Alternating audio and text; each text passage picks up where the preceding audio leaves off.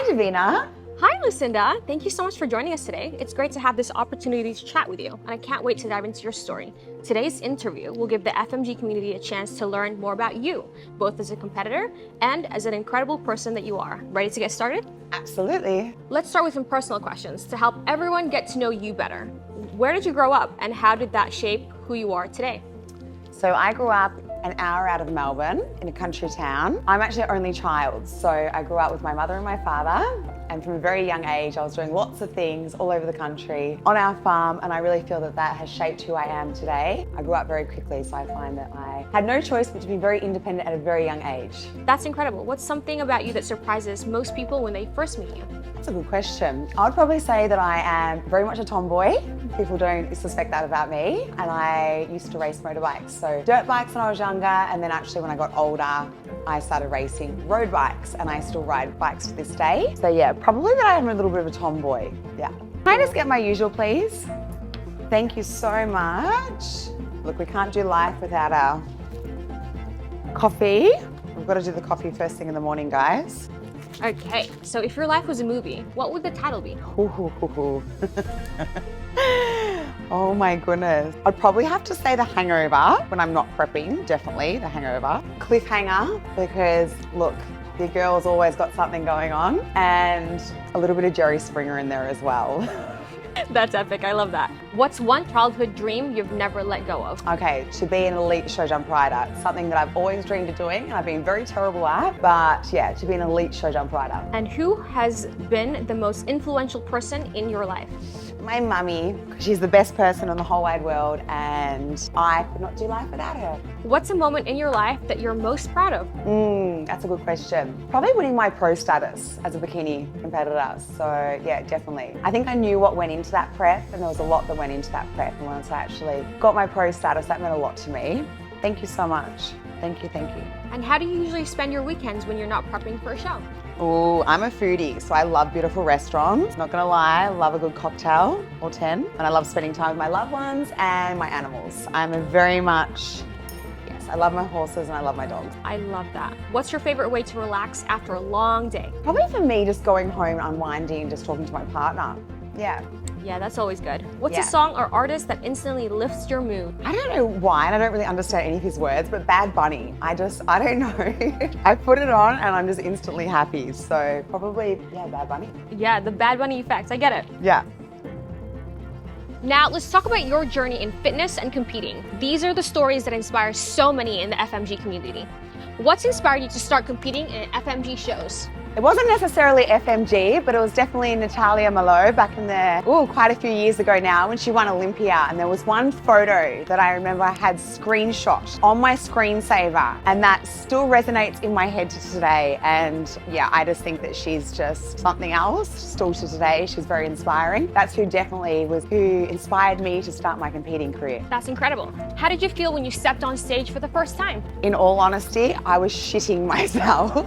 Yeah, I was shitting myself. Yeah, everyone can relate to that. Now, what's the most memorable moment you've had on stage? I would say winning my pro status, definitely hands down. I know what went into that prep, and I know that, look, it was tough, and I saw it out, and I really did the work, and I think when I got my pro status over the line for that show, that meant a lot to me, definitely.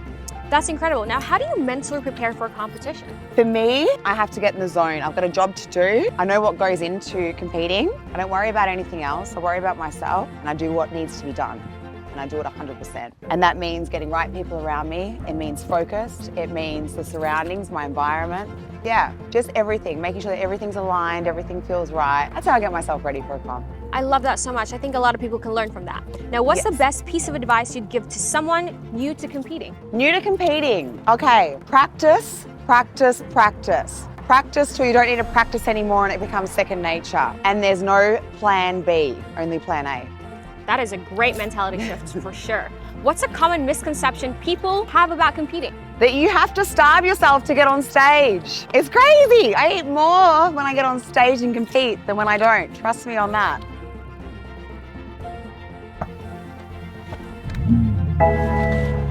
Now, what's your proudest accomplishment in your fitness career so far?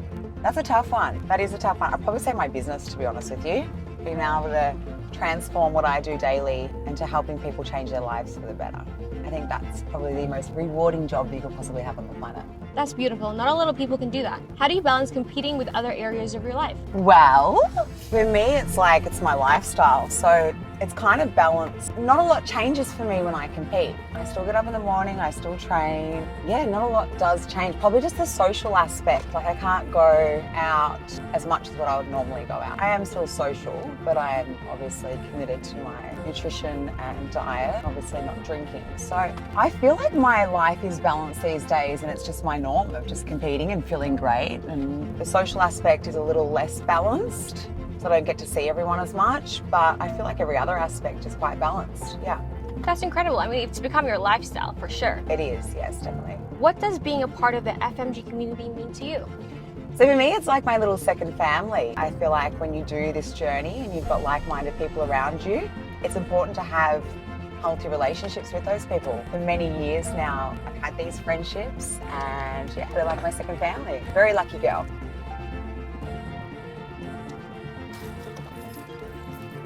Beautiful. Now let's shift gears and talk about your fitness routines and nutrition strategies. These are the details people love to learn. What's your favorite muscle group to train and why? I'd say shoulders. Most people would probably say that I'd say glutes, but probably shoulders because it was always my weakest, hardest body point and I trained it so well that I feel like it's probably one of my best body parts now.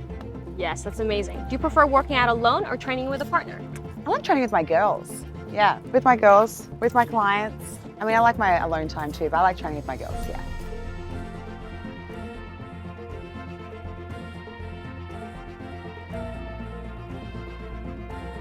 What's one fitness myth you'd love to debunk? That lifting weights is going to make me bulky and big. I mean, do I look bulky and big, guys?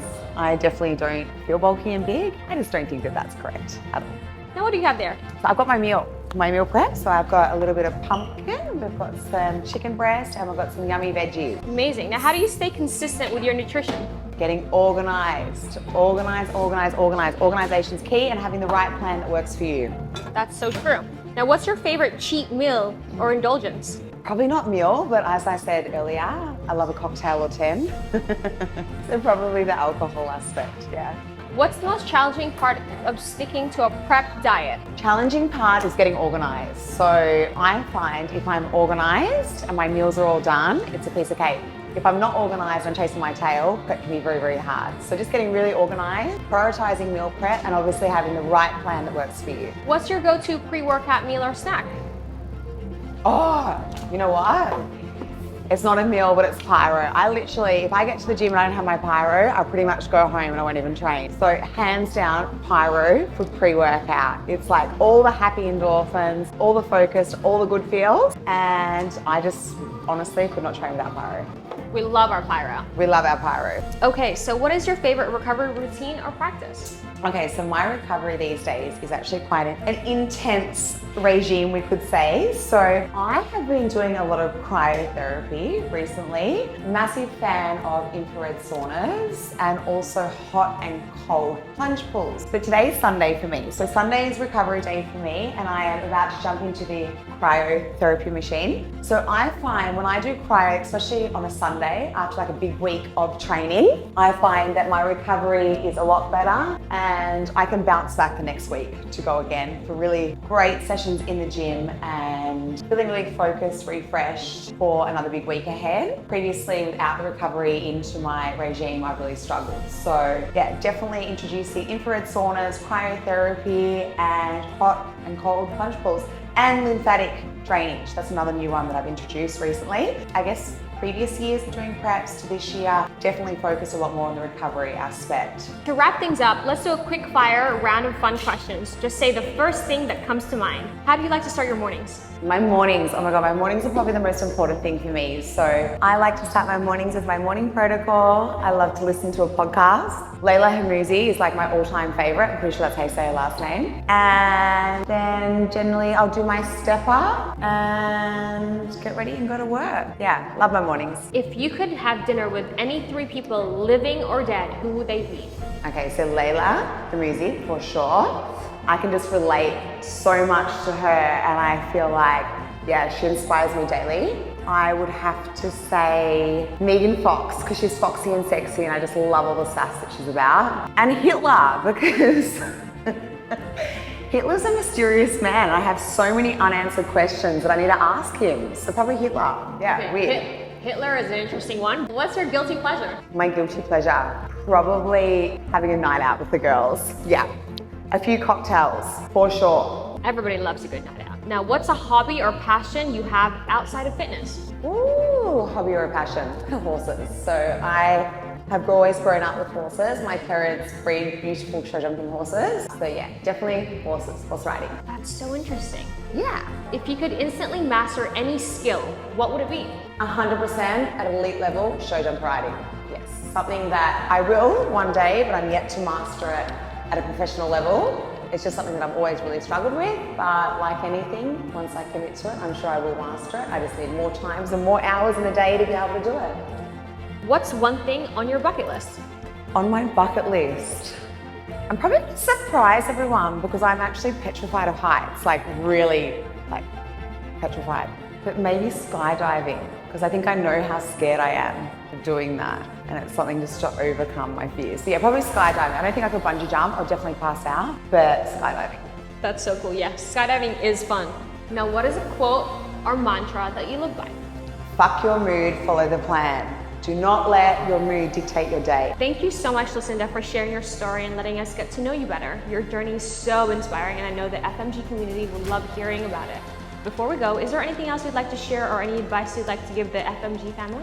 You know what, guys? You've got one life to live. Give it your best shot. Don't have second questions. Don't have doubts in your mind. If you've got a dream, go after it and chase it, because nobody else is going to do it for you. Absolutely. Now, where can people follow your journey or connect with you online? So I'm Lucinda Keily, and you are able to follow my journey to the FMG Pro Show that I will be hopefully doing in the coming months on Instagram, Facebook, or YouTube, and TikTok. So lots of platforms to follow my journey to stage, and then obviously at the end of the year will be Worlds. Thank you again for your time and energy. We're so excited to see what's next for you. Best of luck with everything, and we'll see you at the next FMG event. Bye!